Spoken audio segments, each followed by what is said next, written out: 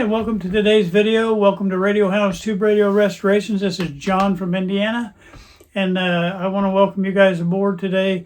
We're doing the schematic series, and I believe it's going to be my final video on this. But now that doesn't mean that I'm not going to add videos later on to this playlist, but my final video on this grouping that we have, because I think I'm going to be able to cover everything that you need as a beginner just to get started on reading schematics. Today we're going to be going over the resistors and capacitors and go over the different types of those so you understand how they show up in a schematic and how they're used differently in a schematic. And then we're also going to do like just a little bit of a recap of everything just so I can organize everything for you that I've done in all these videos that we've had across here. And then I believe, don't hold me to this, but next week I think we're getting our chassis back from our Zenith from the sandblasting, and we're going to be starting on rebuilding that Zenith 9S262, I think it is, and we're going to start putting all that back together. It's going to be a lengthy process, but we are ready to start reassembling that and get that thing back on the road. This is the one that was in the real bad mouse house and almost totally gone to the dump is where it probably should have gone. But we're trying to show you that you can bring some of these things back, and they won't be perfect. It's going to have battle scars all over it, but it's going to be functional and it's going to be fairly good looking. And so you hang with us. But I think if things go well and I get that back, supposed to get it back Monday or Tuesday, we'll start the video on that thing. And yes, he's having trouble getting all that rust off, and so I'm going to have to do some grinding on it to get the rest of it off, but that'll be probably our first video. So you're going to have some outdoor stuff. Hopefully the weather stays good for us. All right, I hope you enjoyed today's video though and learn a little bit more about schematics. All right, I thank you guys very much for tuning in today. We're going to be doing probably for a while the final segment on the schematic series. What I'm doing today is pretty simple, but it is also very complex, and sometimes it can confuse people. I don't want you to get caught in the weeds on this, but I just wanted to go over a few things that you still need to know in here. I'm really thinking about just going over before I even start on this. I'm going to do part of the wrap up right now because I wanted to wrap this all up at the end. But I'm going to go back over just real quick what we've done so far. First, I taught you all the segments of the radio. You had different portions of the radio, and I showed you the front end, and you had a lot of different segments of the radio. Let me just grab that. Forgot to bring that paper over. You have the front end, you have the mixer oscillator section, you have the IF section, you have the detector, preamp section, inverter section, and the amplifier section, and the power supply. And I kind of just, that way you know that there's not just one big chunk of radio here, but you got sections that are doing different projects and different jobs throughout the radio. And then the next thing I went over is I taught you how the power supply worked and how you ended up getting your high voltage DC out here at the other side of these rectifier tubes.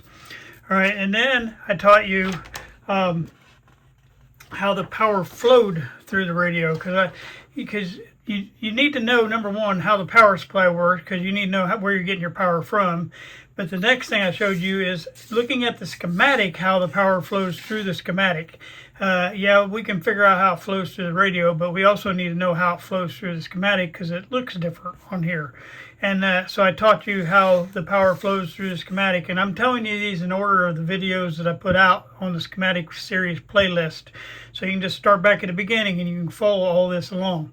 But I taught you how the power flows because you need to know that when you're troubleshooting. You need to know where to go on the schematic and then also where to go in the radio to tell what's going on with your problem that you got going on. So if you got a problem with your power, you need to know that flow through here so you can be able to troubleshoot that. All right. And then the next thing I taught you was the audio flow, where it comes in this way and your audio is going this way, that's, you know, you got a DC signal going out here with all your power, and then you got your AC signal coming this way with your audio. You also got AC coming here with your filaments too, coming out to these wires. But and you know, I talked about that also. But I showed you your power flow, and then I showed you your audio flow through there, so you learn how to do that. And I taught you a super heterodyne circuit, and because those are things you need to know. And this is a super heterodyne circuit right here. This circuit has the mixer where you have multiple frequencies coming out of this mixer tube, and that's heterodyning. So I taught you all about that, and there's a segment on that in this playlist. Okay, and then we did 2 videos on just wire tracing, showing you how you go through and start your recap process and how you trace wires and how wires work inside of here. The big thing that I wanted you to take away from all that is that if you have a resistor sitting right here and there's no thing in, and I've said this 100 times on this playlist, but if there's nothing in between, that resistor could be anywhere along that path. That resistor that's showing over here on the side of that tube could be anywhere along that path. It could be hooked clear down here because there's nothing in between. So if there's not another resistor or another something blocking that resistor in its path, then that resistor is going to be between there and the next thing that's in its way. And it could be, you know, there's a lot of side things touching into some of these wires. Well, it could be up that side as long as there's still nothing between it and where it's trying to go. You know, so you just know that if there's a component, you go until you run into another full component where that component that you're chasing, where it can't go any further without going through that other component.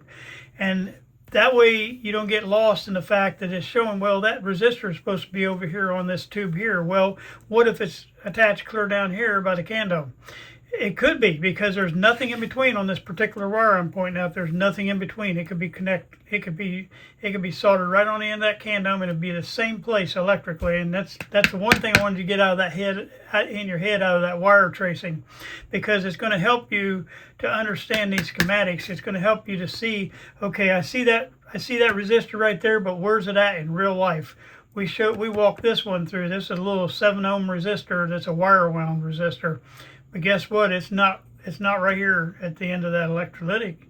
I mean, it is electrically, but there's a foot of wire on inside that chassis between here and that point. So it looks like it's connected straight to the candom. It's not connected straight to the candom. There's a big long wire between it and the candom, but there's nothing in between it. So you can have 200 feet of wire, you can have a ½ inch of wire. It don't matter, because there's nothing electrically in between. Now, if there was another resistor between there and the candom, then yeah, it would be somewhere between that other resistor. I just wanted you to walk away with that, okay? And then today we're going to finish this up by talking about resistors and capacitor types, because you need to know when you see a resistor in here.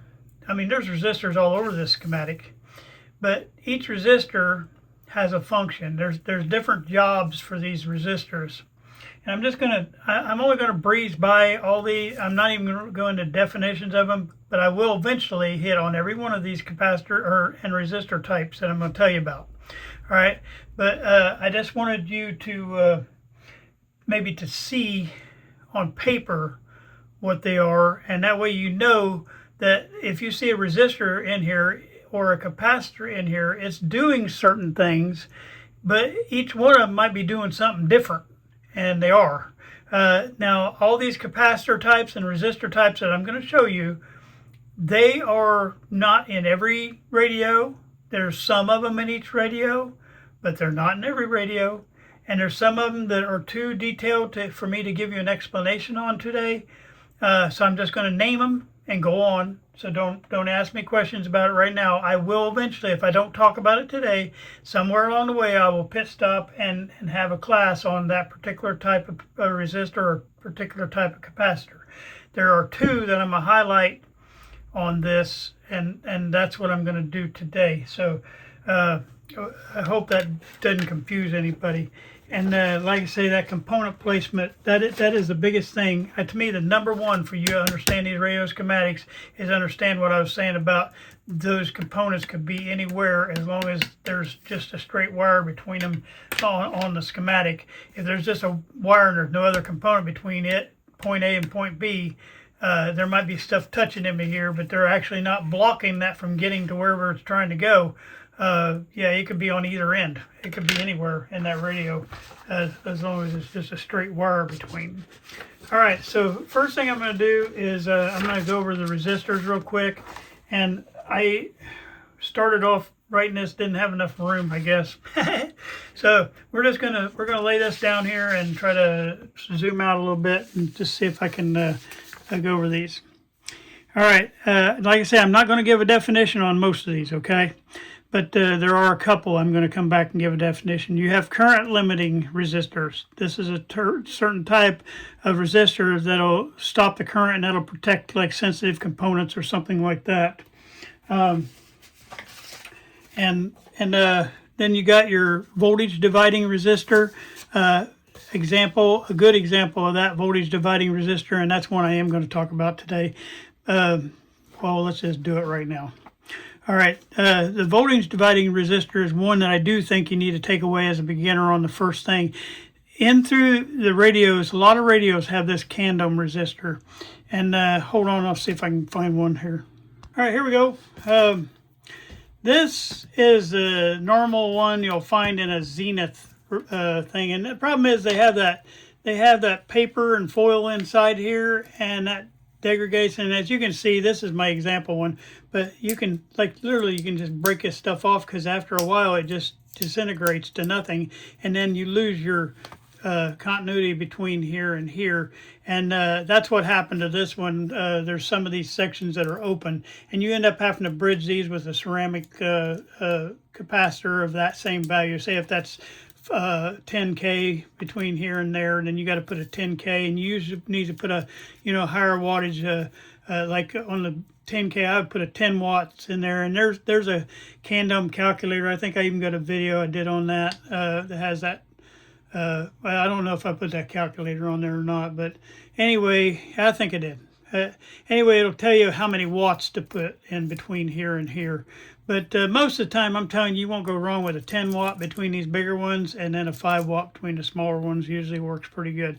This is like the kinds you find in the Zenith. Now, the older radios will have these big monsters. But what each one of these does, reason they even have this in here, is it's a resistor, and this is a wire wound type of resistor. But this one is I'm talking about. They basically will give you different voltages at each of these taps, and usually it'll start off with your high voltage tapping in your B plus tapping into one end, and then it'll reduce that B plus down until it comes down somewhere along the way. There's a tap in here that goes to ground. And on this one, I'm not sure. But like you can see right here on this one, it's right there. So that is actually a tap, and that goes out to ground. So stuff's coming in from this end, stuff's coming in from this end. And so your high voltage is going to be coming in here, and it'll step clear down until it gets to ground right here. Well, each one of these are different voltages, and some of these are bias voltages for your tubes or whatever voltages you need. Like sometimes, a detector tube will need a lower voltage, 40 volts or something like that, and so you got to come up with these different voltages, and that's what these voltage dividing resistors. And they also do it not just on the Candom, they do it in other places in the radio. Like here's a resistor network over here on this radio. This is our current radio we're working on, the one we've had in the schematic series. 10S567, and you can see right here, why would you have all these three resistors stacked on each other? Well, it's providing the voltage here to that grid, and then you're bringing your power in too, so you're providing that voltage in. You're doing a lot of things in here, but you're giving that some kind of voltage off of here, and it's coming up in here, and then it's disseminating that voltage out to these different grids of what voltages they need for their biasing for those grids that they have on those tubes. And that's what a voltage dividing resistor does. So I'm going to back you back out now. All right, so the next resistor is, and my wife my wife wrote this for me so y'all could see it, but she misunderstood my writing. This is attenuating. You have a resistor that's attenuating, and I apologize for that, say alternating, but it means attenuating. And my writing's horrible, and that's why you guys already know that because you've seen it.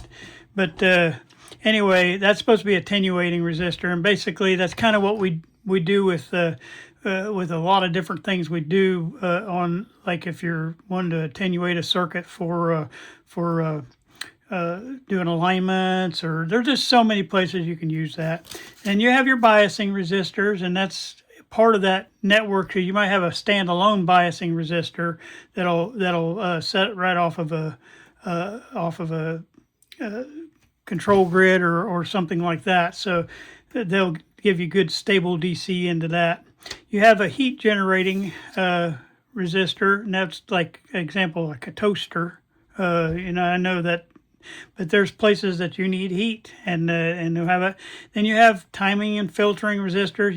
We use resistors sometimes, around the field coil and stuff. That'll help, not around field coil, but around the B plus line. That'll help filter some of that stuff. There's 100 ways to use resistors in this timing and filtering, and I'll go into that later on. Then you have resistors that are used in impedance matching. I'm not going to get into that either. It's also kind of deep stuff, but it's basically for loading and unloading circuits.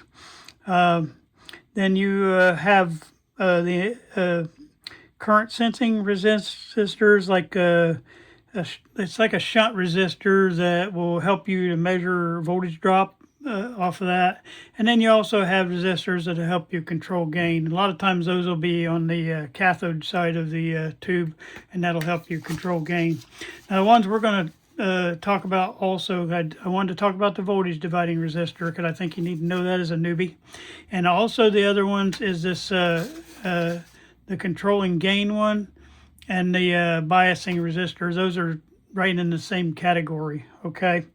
And so maybe I can try to get that out here, and so I'm going to try to do that. All right. When you look at a tube, trying to get set up here. When you look at a tube, sometimes you'll have resistors coming off of the cathode. Let's see if I can get that loaded a little bit more. You have resistors coming off of a cathode, and that cathode will come over. Well, a lot of times you'll do that, and the reason they do that is to try to, what it does, I can't think of the word's going away from me, but, oh my goodness, brain dead. It basically allows good AC to come through here, and it'll filter that AC coming across for your audio. And what this does is gives a good path, because you'll have, and this will be the second part I was going to talk about on capacitors, you'll usually have a capacitor coming off of that.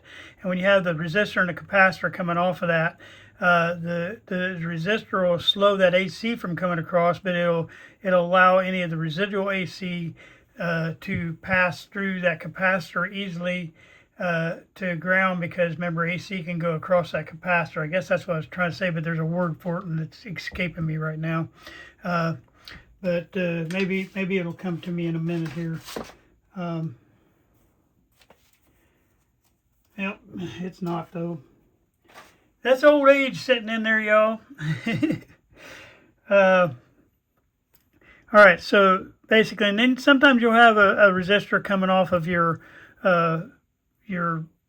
control grid, your grid, and that way you can have a certain amount of bias. It gives you the right amount of bias going into that grid, and that's the other thing that you need to know. I'm going to jump on because I'm making a fool of myself on that. All right, and then really just right now as a starting out, those are the things that you really need to know, because when you're troubleshooting, you need to know that. You need to know that there's a couple different kinds of resistors there, and you got to see which one, because a lot of times when you see that resistor on the cathode or a resistor on the control grid, you can tell whether it's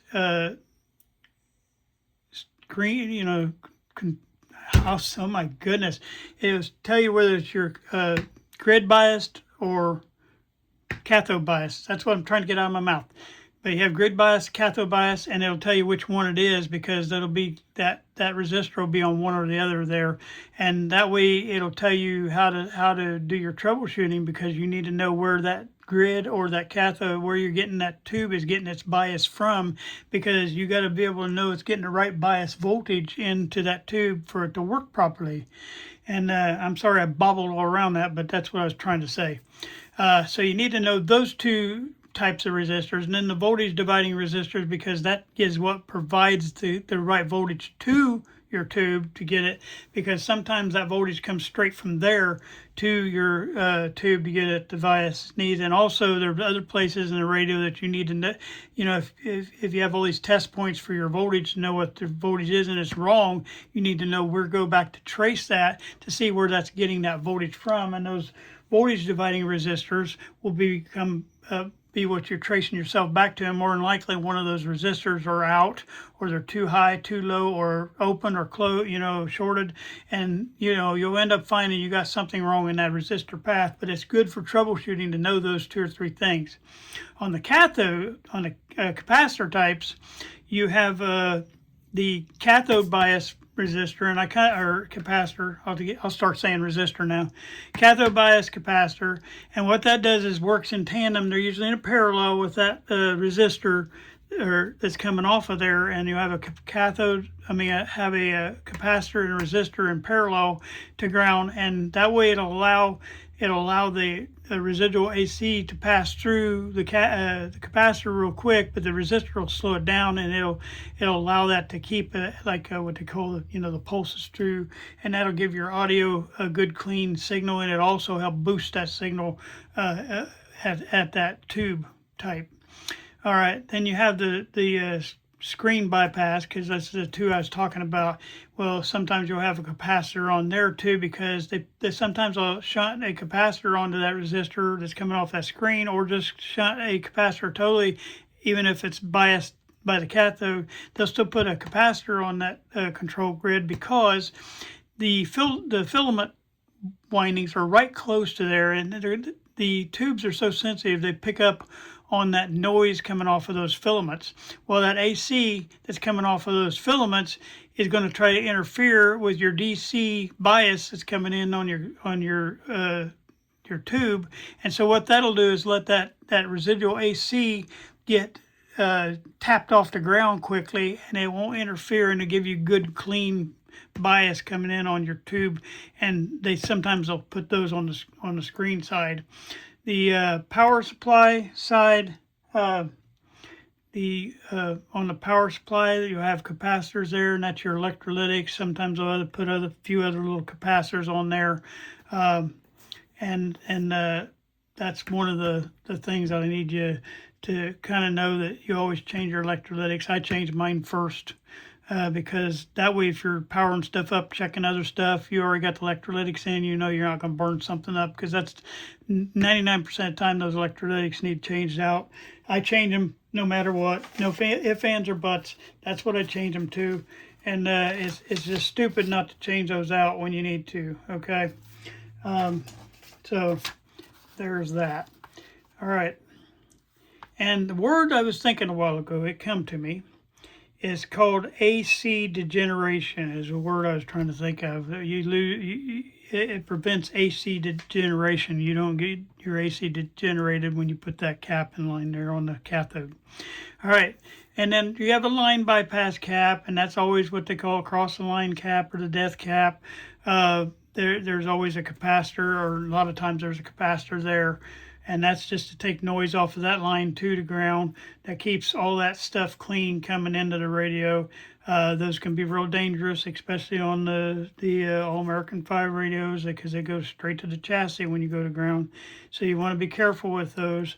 Make sure I always replace mine with the the X1Y2 type of cap that you put in there too, because when they short, then they short open, and that solves that. Now, the one that I want you to take away today on today's class is I want you to take away the coupling cap. As a newbie, I think this is the one you really need to know, because these always need to be changed out. If you're one of them people who don't want to change out every little wax cap in there, and you want to check them all and say, oh, this is still good, well, to me, they're so cheap, just change the dumb thing. But if you want to keep the ones in that are still good, that's fine. I'm not gonna judge you.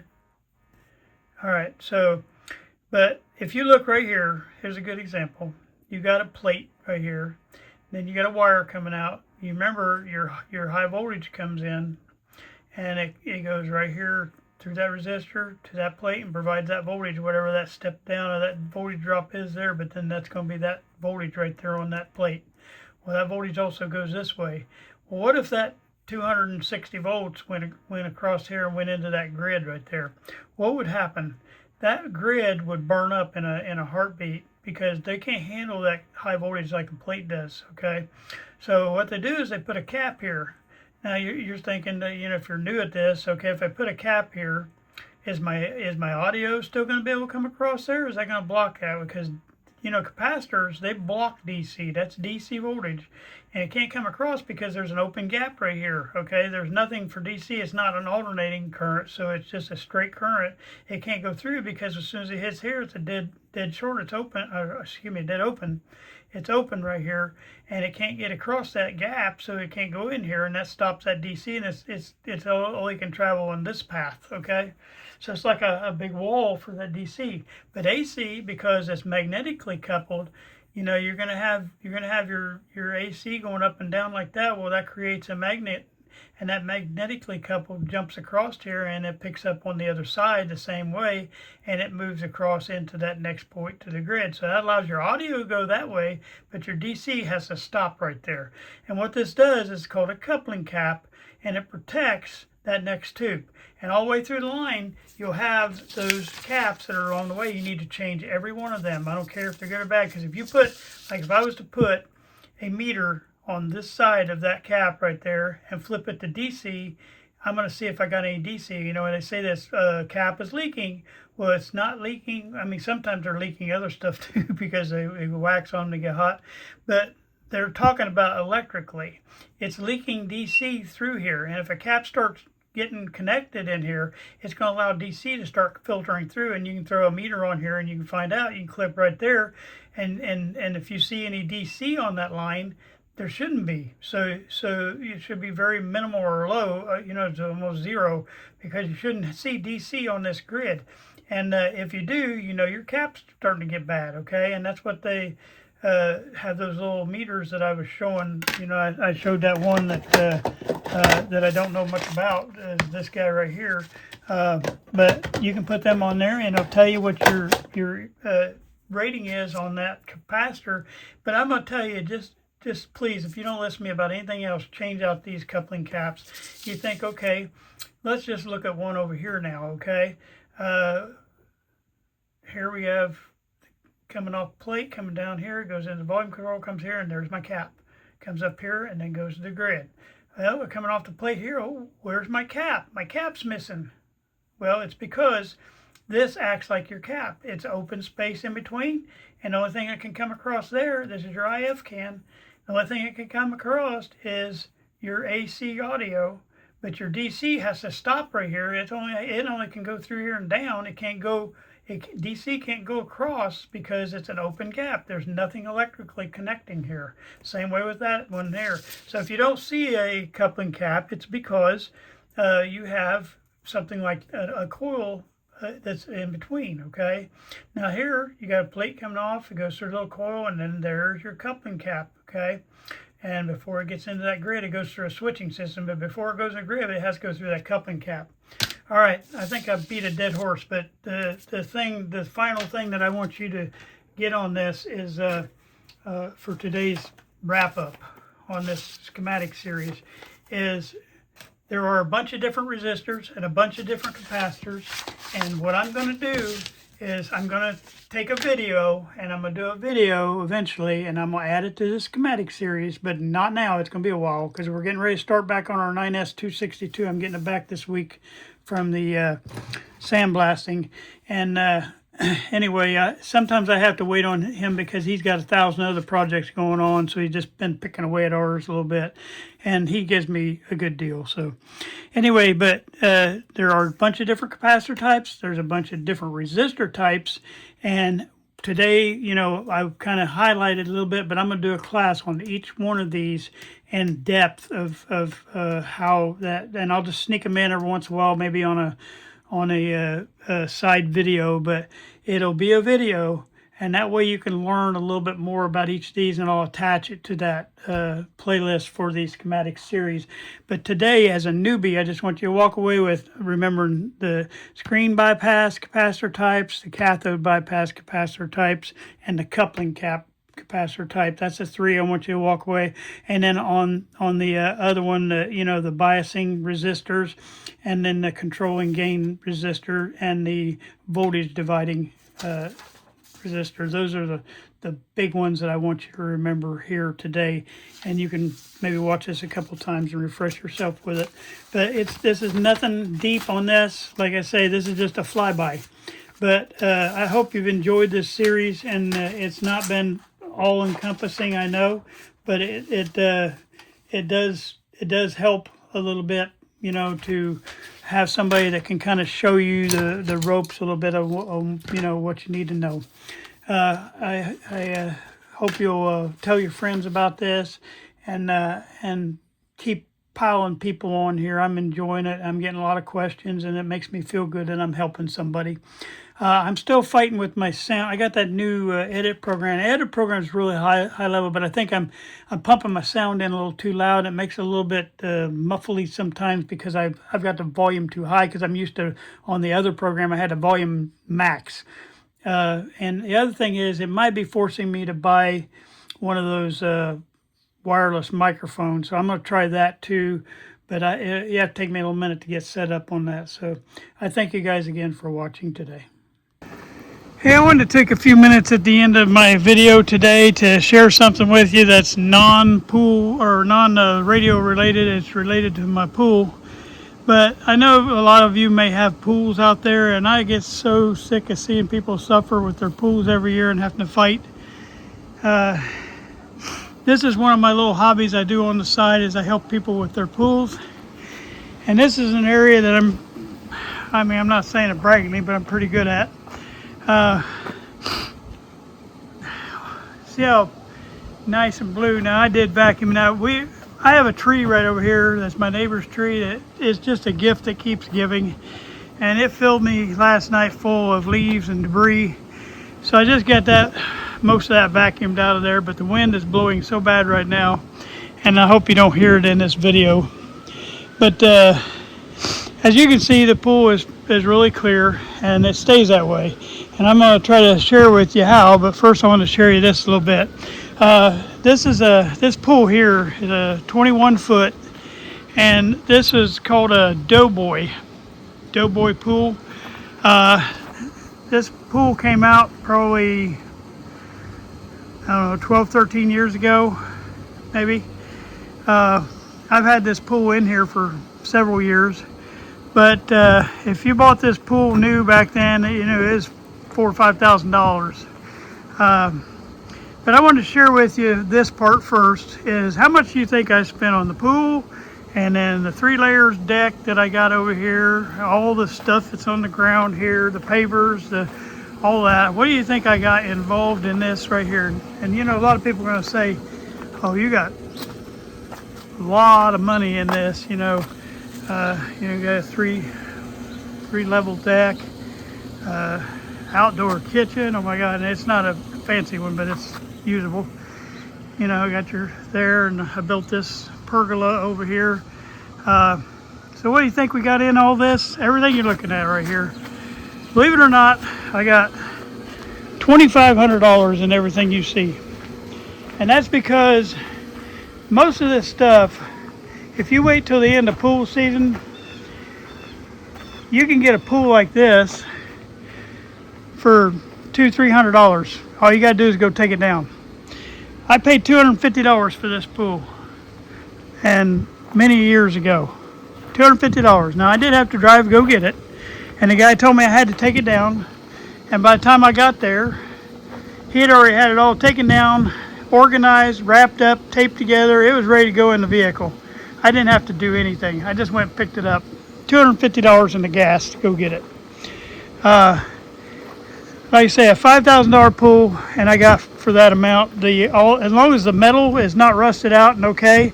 I had to put a couple new rails on the bottom. Now you do have to, anytime you go get a pool like that, you do have to put a new liner in. And you buy that on the liner. You want to get the 25 mil thick, the thickest one they sell, I think. And you want to get that. I'm just telling you from experience. You buy that cheaper stuff, it's 20 mil and less than that. And the kids getting in there playing, they'll poke a hole in that thing in no time.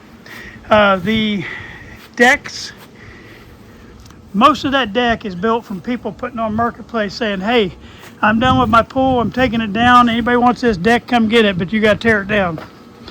And that's how all that deck got built right there. All the bottoms of these got built that way. Now slowly I've been buying boards for the top and just putting a new top on it. But all the base parts of that, now I had a little bit of money in my T111 on my counters over there. Their T111 is about $45 a sheet now. And you got some lattice board, you know, but all the railings, that came off of somebody's deck. Yeah, they're a little bit beat up, a little bit used, but hey, they've worked for us for years. I did buy new wood for the pergola, but that wasn't very much there. But like I say, about 2,500 bucks and everything, and a lot of labor. The brick down here that I got, and I still haven't filled this in yet with the sand, and I still got the reason being is I got to cut all the little pieces in for the edges for the herringbone. But I tore that off the front of a house, and I had to take a chisel and knock all the mortar off of it. But I was able to put it in there. Those pavers that's over there, I got for pennies on the dollar, like I think 15, 20 cents a piece, I can't remember. They marked them down, was getting rid of them, and I put them there, and that extended that out for me. The gravel I got for helping a guy put his pool up. We bought a 15 by 30 oval pool, almost like new. It was a $7,000 pool. We got it for 400 bucks. He put $600 into a new liner, and for $1,000 we set him a pool up. And for me helping him go get it and haul it to his house and help showing him how to set it up, he gave me the gravel he had left over so I could put that in there, and I got that for free. Got this brick for free. It's just labor, sweat equity is what I had.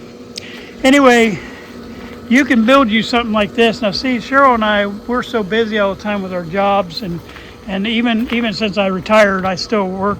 I work a full-time job, and with that job, it's just the way our hours hit. She has a different schedule than I do, and so we don't have time to go anywhere. So this is our vacation here, and yeah, every once in a while, you know, we went to Gatlinburg this year, but it was just for a long weekend, four or 5 days. But bottom line is, we usually don't go anywhere. So this is our oasis back here. So we just keep adding to it. And yeah, somebody said I don't have much yard to mow back here. That's true. I have a half a block, but in that half a block, you know, all I got is that little bit right there for the puppies to go to the bathroom in out back. Now out front, it's a full half a block. There's nothing out there that's stopping me from mowing. All right, I'm gonna go over that now. The big reason I did this video is, you know, to alert you that there's more ways. Don't go to Walmart and buy one of those $400 or $500. For the same $400 or $500, you can get something like this. And all you gotta do is the sweat equity to go take it apart. And once you take it apart, you know how it goes back together. I mean, make sure all the metal's not bent. You need that flat, not bent. Make sure none of these are bent. Make sure you got all the pieces. Sorry, that video cut off on me. As long as you got all the pieces that you have for the pool, you can take them out, de-rust them, paint them, and have them ready to go right back together. It look like brand new. You can buy all these parts right here at a plumbing store to get, like if you have some broken pieces like that. Along with that $250, see, I got that too. A nice Hayward pump, 1.5 horsepower, a sand filter. The filter thing on top is kind of needing to be replaced. It's getting old now. Somebody had taken it apart and put the head back on backwards, so I just have to remember the words are on backwards. I have to do it opposite what it says. But I got that, you know, and you know, things are, you have to change your seals out every once in a while, but we're sitting good. I'm going to show you the next trick that I want to show you is there's ways of taking care of a pool where you don't have to go to a pool store. Like a lot of times when I first started this, I took the pool store and got my sample, and what they don't tell you, and I'm not dissing pool stores because I know a lot of them are ran by mom and pop, and I'm pro mom and pop stores.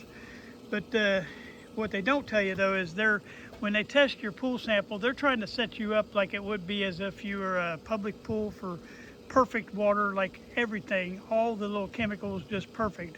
And for swimming like this in a family environment, you don't need that. You just need a few basic things. And it's what I call the ABCs of pool chemical care, okay?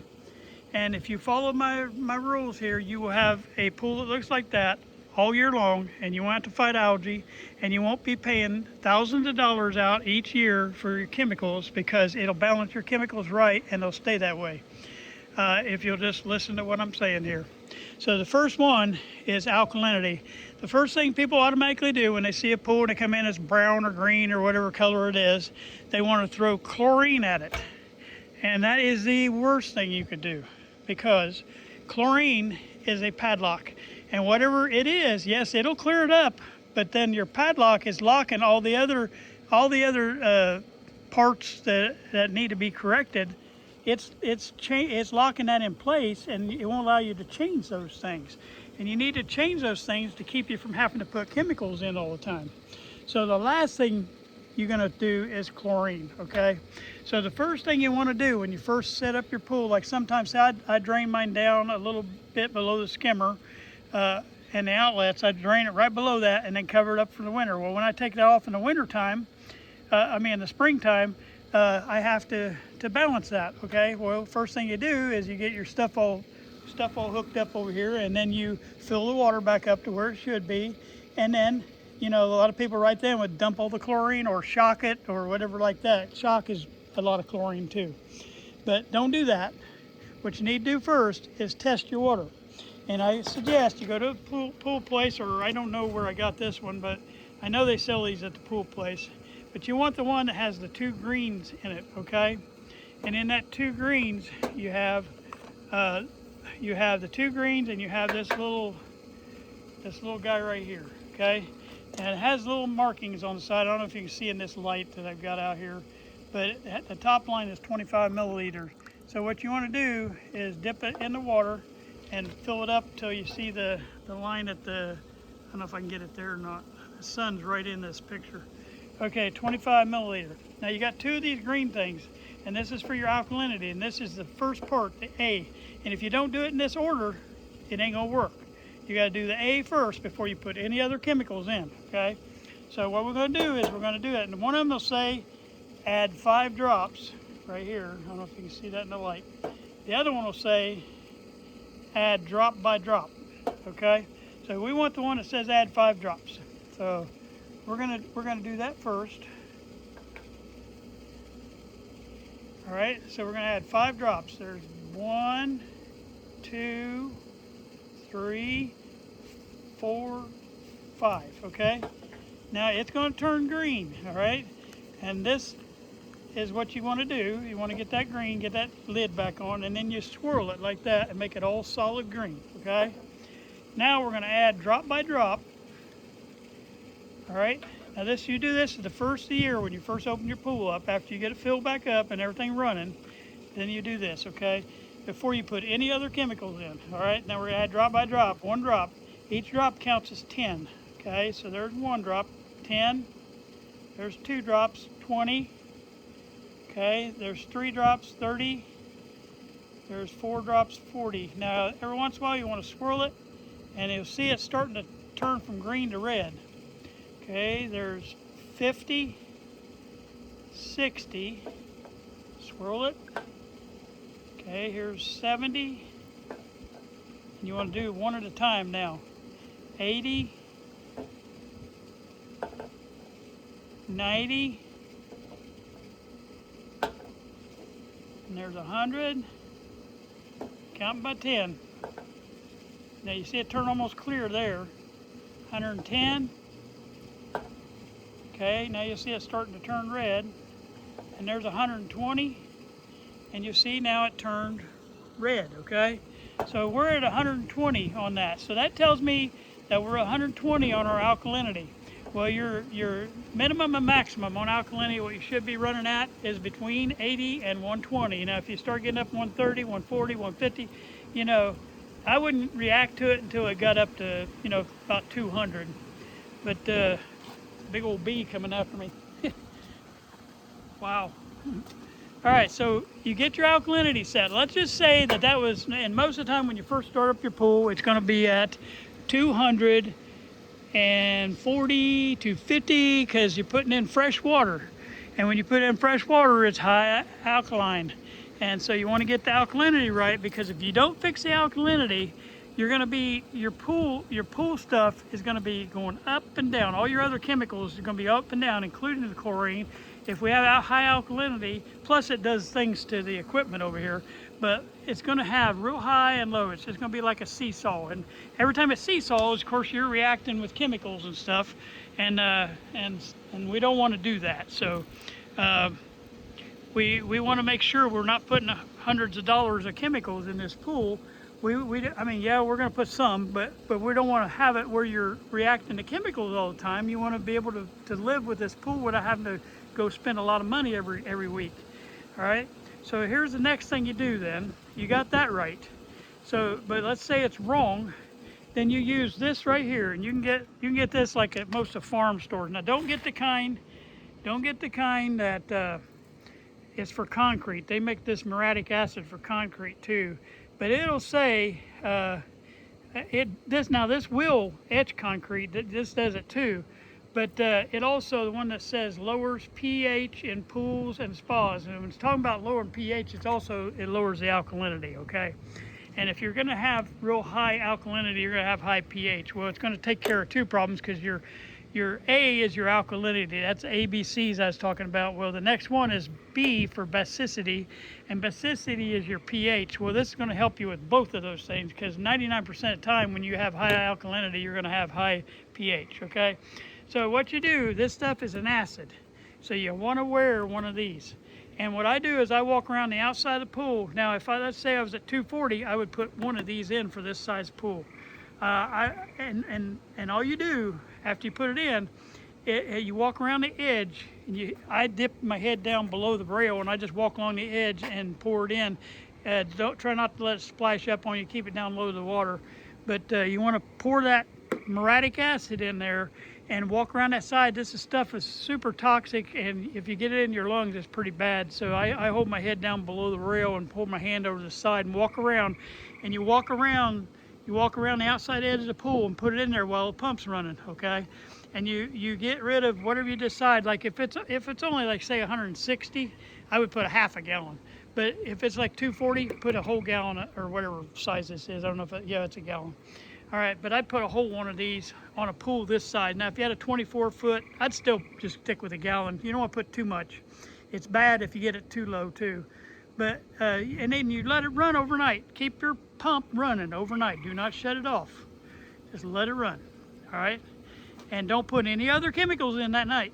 All right, then you come out and test it again, and you go until you get it between 80 and 120. You get it between 80 and 120. You don't have to do this every time. This is a one time a year that you have to do that, except if you have huge rainstorms, like if you had a big monsoon, like I almost did. We had real bad storms, and that's why my pool was filled up pretty heavy. But I've just been cleaning on it, because that tree gave me everything that came in that storm. But if you have a lot of rainwater, that's why my alkalinity is a little bit up, because it was running about 90. But it went up a little bit. Now, to correct that, you'd have to let the chlorine die out on it, let everything go back to as if it was just plain water, and then do your muriatic acid, get it back down again, and then we do the next step. And the next step, and like I say, next step, most of the time it'll be right anyway, but the next step is this. You didn't know you was going to get a pool class today, did you? You get this little thing right here, and you have two sides to it. Now the only side we're going to check is the right side, okay? And we get the little red one out this time. This is checking your pH. That's your B on A. We did alkalinity first, and if you do them out of order, it won't work. Do it this order. Put 5 drops. This one says 5 drops too. All right.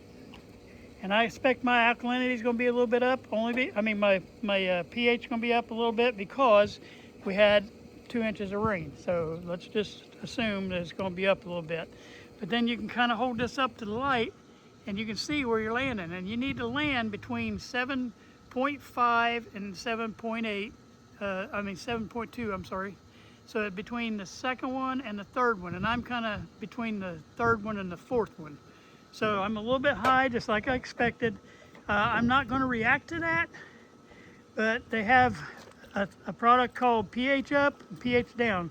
90% of the time, the only time you're going to have to use pH down is if the muriatic acid does not bring your pH down, and most of the time, as soon as I put that chlorine, it's going to help bring that pH down too. So I'm close enough on that. I know when I add my C, which is chlorine, and it's going to do that. Now, once you put the C in, once we get all this and we're happy with it, okay, the first two, we got alkalinity right now, and we got my pH close right now. Now, when you're first starting out, I would put a little bit of pH down in it because my pH was too high. But since it's just because of this rainstorm, I'll be able to pull it out with the chlorine. But to put the C, alkalinity is the first one, basicity, which is your pH, the second one, and then C is for chlorine. You put that chlorine in, it's like a padlock. And the chlorine will lock the alkalinity in place. The pH will bounce a little bit, but it won't be enough to where you have to chemically react to it. So pretty much, very much, sometimes you'll have to put a little bit of pH down in, but pretty much you won't have to have that bouncing. If you didn't get that alkalinity right, it'd be one day super high pH, one day super low pH, one day super high chlorine, one day. You're going to be putting money into this thing like crazy. But if you listen to what I say and get the alkalinity right, it'll stay that way pretty much the year unless you have a monsoon come through or real bad storms for a week or something, you know. Then you need to come back out and reset. But most of the time it stays that way, and I stay all season looking just like you're looking right here, and it does that. So on the chlorine part now, I use tabs. I got 3-inch tabs in there, which I didn't bring out here. And then most of the time on a daily basis, I use this, and I put about a half a gallon in every other day maybe. You can get this for $5.99 at Walmart, and a half a gallon. So every other day you're putting a few bucks in.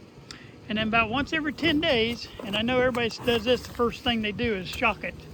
But if they don't get that alkalinity right, they're going to be paying for it. But when I'm first starting up my pool, I will put a shock packet in, and then usually about every 10 days, set your routine on it. Like, I do it, I don't know, just once every 10 days or so. Throw you another bag of shock in there.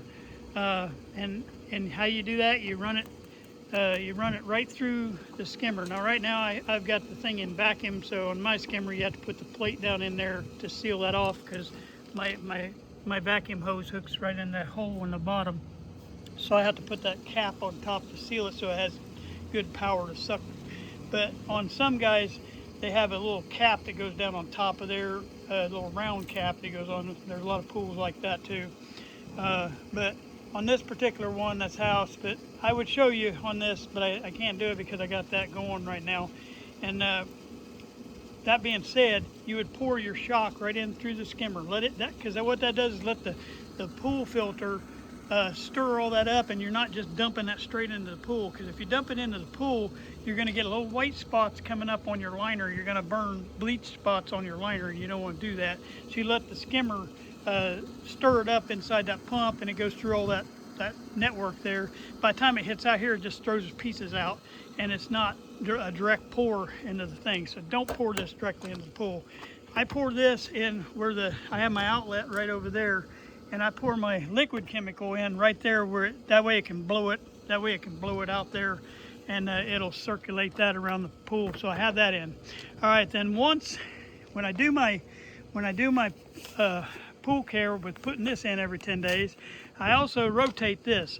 I'll put about for this size 21-foot pool, I'll put 2 ounces of the algae guard in. I get this at Walmart for, I think it's $11.99. This will last almost the whole season. And then I also get this, I think it's about the same price, and that's clarifier, but I rotate. Like every time I shock, I put 2 ounces of that, and then the next time I put 2 ounces of that, and I rotate back and forth. Now if I see evidence, because you'll see like little brown spots coming up on the bottom of that pool, you'll see evidence of algae wanting to try to grow. Well, if you do that, you can put this in a little more often, like double up on it. But pretty much this is the chemicals I use, except for the pH down every once in a while. If the pH just goes crazy out the top after a storm or something, I'll use some pH down, which I'll probably put a little bit in today because that is a little high. But you put a little bit. Now you think about it, what on a weekly basis, these are like $6.99 a piece, you know, and then you're going to use about 1.5 of these, so that was $5.99. So let's just say 2. That's $10 or $11. So we're under 20 right there, and then maybe I don't know, a couple bucks, 22. So about once a week, I'm spending $25 a week, and that includes all the things that I need to keep this pool looking like that. So I just see people going to these pool stores and they'll buy these chemicals. They don't even know how to say the name of them, and yeah, they'll fine tune that water to where it might not have a little bit of iron or something like that. But if it's totally swimmable, if you have the chlorine set right, and that chlorine I didn't show you on that because I'm getting ready to work on mine, but the chlorine goes on this side. You fill it up to that line with water, and you put 5 drops in there, and it should be yellow, and it needs to be between that one and that one on the yellow. And mine's going to be a little bit high because I've been dosing it because I just started this pool up. But sometimes you can add a little bit extra if you want to just try to really make a boom. Now if you're going to throw a bunch of chlorine after you get the A done and the B done, and you're getting ready to do the C, and you throw chlorine in there, and you see already that you got a kind of a brown pool, you can put a little extra chlorine plus your shock bag in there. You can put both at the same time. Put a little bit extra in there, and yeah, don't swim in it. When you're way up here on the top of this, and we're out the top, because it'll get real dark yellow if it's real out top. Don't swim in that, especially don't let the kids go in there with their eyes open. But you can get some pretty nasty burns that way. So let it settle down, but run that in there, and what will happen is your water will turn a little bit cloudy, and what it's doing is it's killing that algae in there. And then this filter right here will filter out all that, and in just a few hours it'll be perfectly good again, and then you hit it with this algae guard, and that'll keep it from coming back. And that's how you can do that. Most of the time you'll get these algae blooms when you have big storms the same way. You have a big storm come through, you're going to get an algae bloom, and you have to combat that a little bit. And but I'm telling you, you're not going to put a ton of chemicals in here. And think about how many weekends you got in the summer, and you're doing, like, let's just say $25 every week. You know, there ain't that many weekends in the summer, so you're coming out pretty good. And I know what I used to spend when I went to the pool store. I mean, you could spend all that in one sitting going into that pool store buying stuff. And I'll tell you where I learned this at, so you don't think it's just me. I went to a pool school down in Indianapolis, and they taught us this. They taught us the ABCs of pool care. And they were the ones who sell all those other crazy chemicals. But they told us, you know, if you're just wanting for your own home pool and it's not a big pool for public or something like that, this system works great, and it does. Ever since I've done it, I've never had to fight a nasty problem with green water or any kind of water. Now, I do have to fight all that stuff. Just since I've been sitting here talking, that tree right there, it's a beautiful tree. But it gave me all this stuff that's floating on top of the water already. And I got to get my cap off here so it can start filtering it, or otherwise it's going to be all going to the bottom again.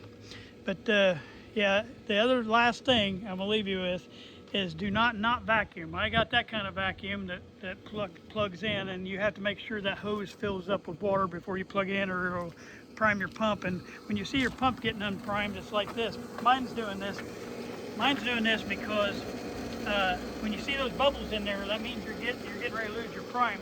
And mine's doing it because I got that full of debris in there and I haven't cleaned it out yet. I was talking to you guys. But anyway, you want to make sure you don't lose your prime because it's real hard to get your prime back. But you always fill that hose full of water. I hold it on the end of that outlet and let it fill up, get all the bubbles out of it, and then I plug it into here. And then you can just vacuum away and it'll suck up sand, dirt, whatever, it'll get it all in there. And then I'll show you on another video how to back flush, but I think this one's been long enough. Like I say, this is for people wanting to stay and watch this, how to pool, and it'll help you tremendously this year to keep a nice clean pool. This is for like, it'll even work on the in-ground pools. You have to do a few extra chemicals on them, but on these above ground pools, these are perfect. And once again, don't go buy your pool at one of these retail stores because it's gonna last about 2 years. It's gonna fall apart. I'm telling you, they're horrible. I used to sell them, I know, and I bought them. I've used them, and they last a very short period of time. They're gone. And like I say, this thing's still going strong, and I got a bunch more years in it. I think I've replaced the liner 3 times now in all the, I think 10 or 11, 12 years I've had this one. And all you gotta do is replace the liner every once in a while. You just take the top rail off and put a new liner in, put a rail back on. I made that sound easier than it is, but it actually is fine. Okay, if you have any questions, reach out. Like I say, this is just a break away for a minute from radios. So I hope you enjoyed this. There's more, but we'll talk about it another time. Thank you. Well, hello. Thank you again for showing up today. And I know that I bumble around a little bit sometimes, and it wasn't perfect. But I will tell you this: there's a lot in there to learn, and there's a lot of those categories that I talked about that I only stressed a couple that I think you need to know right now. But you can start studying on those other categories on the side, because if we run across any of those while we're doing radios and stuff, I'll try to bring that out. I'll try to highlight a lot of this stuff in the schematic series. And as we start doing radios and working on a different radio, if I run across something of interest that relates to the schematics, I'll bring it out and we'll maybe go into depth on that particular subject. Well, we've got it right there in front of us. All right. Hey, I hope you guys are enjoying this. Please like and subscribe and tell your friends. I know a lot of you guys are watching and not subscribing. And all you got to do is hit that subscribe button, and it doesn't hurt you a thing. It doesn't cost a thing for you to do that. And, you know, even if you don't enjoy sitting and watching somebody repairing a radio, push play, walk away, come back, and shut it off when you're done. But that way it helps the algorithm, and it helps me when you subscribe. So I appreciate that. And if it is something you really enjoy, I'd rather you stay there and watch the thing. That would be really awesome. It would make me feel good. And I'm getting a lot of comments on people that I am helping, and you know, it makes, as a novice, it makes me feel really good that I'm helping some people. Because if you're a beginner and you know, you haven't made it to the novice range, you're a beginner, you really need somebody like that that can kind of talk at your level and help you get caught up, so you feel like at least you're a novice, and that's good. And that's kind of where I'm at right now. All right, I thank you guys for everything that you've done so far to help me, and I thank you for all the positive comments that you had. Enjoy. I just want to close out all my videos with this right here. This is my my motto, and it's going to be our channel motto from now on. It's sometimes you win and sometimes you learn. We don't ever want to lose. We want to learn from every mistake we made. I thank you guys for watching.